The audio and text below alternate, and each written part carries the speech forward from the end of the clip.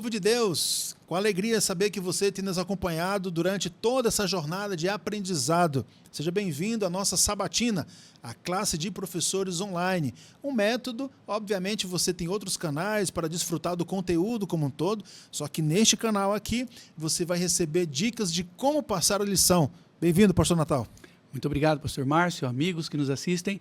O ideal de passar a lição é participando junto com o povo, é distribuindo a lição para eles com perguntas, com curiosidades, e é isso que a gente quer fazer aqui junto com vocês. Muito bem, e como sempre começamos, a gente está resgatando textos de um livro muito especial chamado Conselhos sobre a Escola Sabatina. E o parágrafo de hoje, como sempre, é muito especial. Ouça só: temos a verdade exposta em publicações, mas não basta fiar-se no pensamento dos outros. Olha que interessante. Precisamos examinar por nós mesmos e aprender as razões de nossa fé, comparando texto com texto, opiniões com opiniões. A partir de quê? Tomai a Bíblia e de joelhos suplicai a Deus iluminação para a vossa mente. Olha que interessante. Lindo texto. Comentário muito importante. Você ouve o pastor Márcio, ouve o pastor Natal, ouve um ancião da sua igreja, mas o convite é você estar ouvindo a palavra de Deus, lendo a palavra de Deus e tendo a sua experiência a partir daquilo que Deus tem para falar no seu coração. Para começarmos esse momento de reflexão sobre a sexta lição do mês de agosto do terceiro trimestre, de dentro para fora. Olha que texto assim, né? Até deixa instigante quando a gente vai em outras áreas da teologia, esse lance do centrípeto, né, para dentro, centrífugo para fora. Então, como é que a gente pode trabalhar, pastor, inicialmente, para clarear um pouquinho mais assim essa ideia, principalmente partindo da ideia da tradição religiosa? Tem algumas pessoas que falam assim: se é tradicional, eu não quero. Se é tradicional, eu não participo. Como é que a gente quebra essa barreira para entender que nem toda tradição é tão ruim, mas nem toda tradição também é tão boa que eu devo pegar e colocar na minha vida? A tradição é ruim quando ela causa escândalo, não é? Ou quando ela vai contra a palavra de Deus. Como a gente já mencionou aqui, o livro de Marcos foi escrito para um público não judeu, e a gente dá graças a Deus por isso, porque nós podemos entender mais o livro. E Marcos explica que, só Marcos explica, o paralelo do texto de Marcos 7 é Mateus 15, e Mateus não explica, olha, os judeus tinham tal costume, assim, porque Mateus está escrevendo para judeus, não fazia sentido explicar. E Marcos diz que os judeus observavam muitas tradições dos antigos, dos antepassados, dos anciãos. E aí ele explica algo como lavar os jarros, lavar as mãos antes de comer e tal. E a gente fala, mas eu lavo as mãos antes de comer, né? Sim. Mas é que a questão deles, eles pensavam que se não fizesse uma lavagem cerimonial, a gente chama de abluções, não é? A comida ficava impura e aí você comia a comida e ficava impuro. Nós devemos ser tradicionais no sentido de que a gente mantém algumas coisas boas, mas nem sempre a tradição ajuda. Nós temos que ser conservadores, pastor Márcio. Quando Muito fala boa assim, explicação. eu sou tradicional, bom, depende da tradição, mas todos nós temos que ser conservadores. Por quê? Porque o tradicional mantém tradições, o conservador mantém princípios. Olha só, boa explicação para você começar a explicação na sua classe de escola sabatina. Veja, nasce então um dilema. Já é conhecido de muitos, mas seria interessante, a partir dessa explicação, você colocar, numa linguagem assim, bem infantil, uma pulguinha atrás da orelha de alguns, né, para deixar a anteninha um pouco mais ligada. Por exemplo, como é que a gente pode resolver esse dilema do que o que contamina? É o que entra? É o que sai? De onde nasce isso, pastor? Como é que a gente pode resolver na cabeça, por exemplo, de uma pessoa que é recém-batizada, está chegando na igreja, se depara com esse texto? Então não é só higiene. Então posso pegar com a mão limpa uma coisa imunda e comer? Mas imunda a partir de que princípio? Mas também eu posso comer só vegetais, mas aquele que vai sair, misericórdia, sai coisas que não devem sair. Como definir esse paralelo na caminhada cristã? Isso é importante, essa pergunta, e a gente fazer eles pensarem, os membros, porque esse é um texto usado pelos que não consideram as nossas verdades sobre a carne imunda, as verdades bíblicas, eles usam esse texto para dizer que Jesus purificou todos os alimentos imundos, não é? E isso está escrito aqui. Mas veja, Eu fiz umas perguntas que você vai achar. Como é que é, pastor? Na bio do link. Na descrição desse vídeo aqui, a gente tem um link. As E aí a perguntas. pessoa pode clicar, vai baixar um PDF e você tem outras perguntas, além daquelas que o pastor vai apresentar para você aqui. Por exemplo, tem uma parecida com essa daqui, ó. Como nós podemos diferenciar o que é tradição e o que é palavra de Deus? Para os membros pensarem, bom, palavra de Deus, tradição. A outra pergunta está em Marcos 7,19. A gente pede para eles lerem. E assim Jesus considerou puros todos os alimentos. A gente pergunta, como nós sabemos com esse versículo que Jesus não considerou puro o morcego, a carne de porco, a carne de rato para comer? Como é que a gente sabe que Jesus... Porque ali diz, Jesus purificou todos os alimentos. Como a gente sabe que ele não purificou as carnes imundas? Então veja, Deus falou uma coisa lá no Velho Testamento, será que ele teria abolido? Será que antes fazia mal para a saúde e agora não faz? Mas o grande ponto, amigos professores, é o seguinte: Jesus considerou puros todos os alimentos que estavam naquela mesa, que eles estavam considerando impuros porque eles não tinham, os discípulos de Jesus não tinham lavado a mão. Jesus falou, isso aí não tem nada a ver, e considerou puros todos os alimentos. Mas lá naquela mesa, eram só judeus que estavam comendo, e judeus religiosos. Lá não tinha porco, lá não tinha gato, lá não tinha lebre, coelho, morcego, porque eram os alimentos que podiam comer, mas eles consideravam impuros por não terem lavado as mãos. Foram aqueles alimentos que Jesus purificou. Veja, professor de Escola Sabatina, o que nós estamos apresentando para você agora, pelo menos que deu para me pegar aqui, são 3 coisas. Vê se eu me lembro aqui. A primeira delas é entender o contexto daquele texto. Olha, por que está sendo escrito isso? Não é para abolir algo que foi dito anteriormente. Depois tem um olhar um pouco mais amplificado para saber que pessoas estavam naquele ambiente. Sim. Porque aí obrigatoriamente você vai saber qual é a cultura que está ali. Eram só judeus, não tinha nada impuro para comer. E a terceira, para mim, a mais importante no percurso do ambiente contemporâneo que temos hoje, não é só uma questão de asseio pessoal.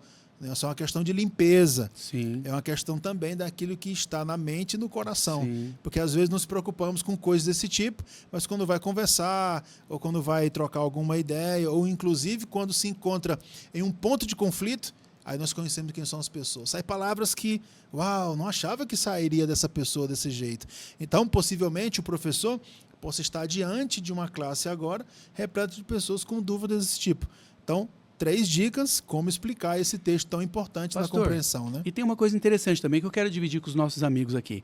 O que Jesus falou é tremendo. O que entra na boca não contamina, no sentido de trazer pecado, né? Pecado físico de um objeto para mim. É a mente, é o coração. Por exemplo, alguém fala assim, mas se alguém comer porco não fica impuro? Religiosamente, cerimonialmente, nem sempre, porque... E se ele comer aquele negócio sem saber que era? E se tivesse lá uma mistura no feijão, ele não sabe. Quer dizer, ele não sabia, a consciência dele não avisou, ele não sabia de nada. Ele está em pecado, veja. É isso que Jesus está mostrando. Agora, se a pessoa come uma coisa que Deus não quer que ele coma, que não é bom, e ele come com a consciência, ou seja, com o coração, sabendo, aí ele está tendo um ato de rebeldia. Não é que o objeto em si está me trazendo pecado. Sim. É a minha desobediência a Deus. Percebe? É o coração que produz isso. É igual o fruto da árvore proibida. Não era o fruto em si que trazia pecado para Adão e Eva. Não era a propriedade do fruto. Qual que é o suco dele? De pecado? Não. Era alguma fruta qualquer. Sim. Mas o ato de Adão e Eva, a consciência de pegar e comer, é que trouxe o pecado. O objeto em si não nos traz pecado para dentro. É a consciência sabendo que está pecando. Muito bom. Queria trazer aqui um segundo tópico, que é o seguinte. Quando nós olhamos, aqueles que gostam de curiosidade bíblica podem incrementar um pouco mais a sua lição. Como é que eu resolvo, num ambiente onde tem doutores, onde tem mestres, professores, pessoas com títulos, essa ideia de filosofia versus teologia? Por que eu estou trazendo isso aqui? Talvez vocês estão andando por lugares que na lição não tem. Mas, na minha visão, vai resolver o princípio da resposta para essas questões. Porque quando a gente olha para o passado e olha para hoje, as pessoas invertem. E quando a gente vai estudar teologia, a gente sabe que o conhecimento humano, a filosofia, tem que se tornar serva da teologia. E boa parte das compreensões hoje são o contrário. Esse é um dos exemplos. Estava claro, mas eles começam a colocar coisas do seu pensamento, coisas, da sua perspectiva, daquilo que eles acham que é certo. E, obviamente, a gente, infelizmente, pastor, não só na Escola Sabatina, tem visto isso no púlpito, que alerta o Senhor dá para as pessoas que gostam de beber mais da filosofia humana, obviamente, do que dos textos vinculados à teologia. Sim. Aí entra o fermento dos fariseus, que está na lição também, não é? Exatamente. A filosofia, ela vai fermentar tudo que você sabe de verdade. Por isso Jesus fala, cuidado com o fermento dos fariseus. Como nós falamos numa outra semana aqui, não é? Há exemplos bíblicos, ilustrações que podem ser usadas de um jeito ou de outro.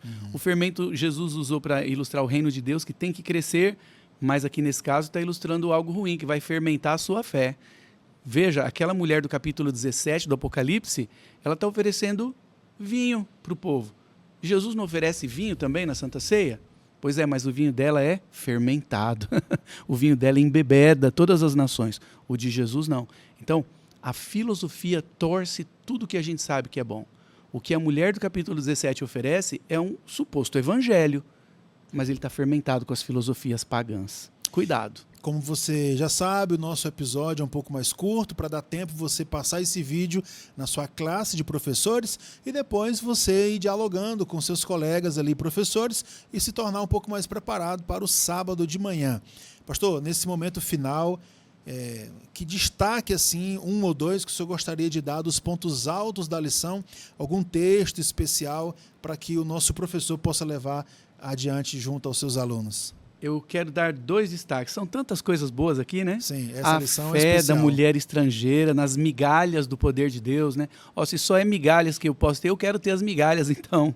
Não é que fé tremenda. Mas eu gostaria de destacar essa importância da Bíblia contra as tradições. Às vezes a tradição vai se encaixando na Bíblia, está tudo bem, mas se for contra, aí a gente tem que preferir o princípio bíblico. Então isso é um ponto alto. E um outro ponto alto que eu achei interessante é que Jesus suspirou antes de curar aquele homem mudo, não mudo, ele era surdo, e a Bíblia, a tradução diz gago, não é exatamente gago, a palavra grega lá é que ele falava com muita dificuldade.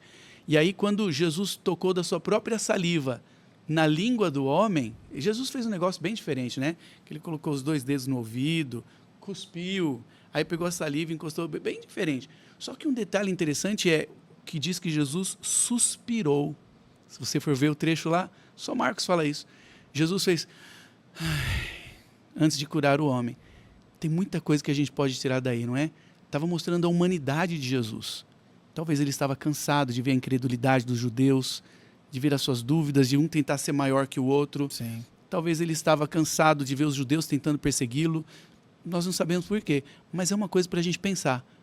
O que faz Jesus suspirar hoje?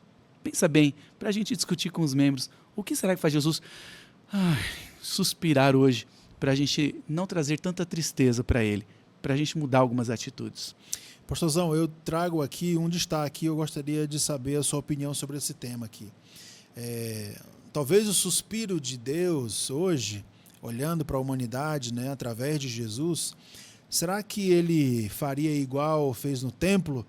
A ideia de limpar tudo com a injustiça dos homens de hoje, esse é um tema importante que aparece na lição, porque João faz aquilo que faz e Deus permite, por exemplo, que ele passe por sofrimentos. João Batista, né? Que ele passe por questões de injustiça dos homens. Então, talvez o nosso professor vá falar para alunos hoje, e no período da semana, que passe por esses problemas. Então, que alerta nós podemos dar para que o professor leve um pouco mais de claridade mental, espiritual, olhos da fé para coisas que possivelmente a gente acha, não, que a gente é acostumado a dizer assim, Deus permitiu, ele deixou, e fica por isso mesmo. Não, mas não é só isso, eu tenho certeza que tem mais alguma coisa. Ou mais alguma coisa o que será que Deus quer que eu aprenda com isso? Por que Deus está permitindo isso para me melhorar? Em que ponto Ele quer me melhorar? E aí a gente tem que falar para o professor ou para o aluno que pode passar por essas dificuldades, falar assim, confie em Deus e peça para Ele te mostrar qual é a lição que você precisa aprender nesse momento. Esteja com o olho aberto, com o coração aberto, para aprender logo a lição e a situação passar, não é? Esteja disposto a ser polido por Deus, a ser lustrado, a ser acabado no sentido de terminado, completo por Deus. E às vezes é passando por essas dificuldades que Deus nos melhora. Muito bom, show de bola. Amigo que nos ouve, amiga que nos ouve, que também nos vê, nós queremos agradecer muito porque você está conosco nessa jornada e aprendendo um pouco mais, quem sabe revitalizando alguns conceitos que você já sabia e também compartilhando o nosso conteúdo com outras pessoas. Deus continue te abençoando. Nos encontramos no próximo episódio. Até lá. Até lá.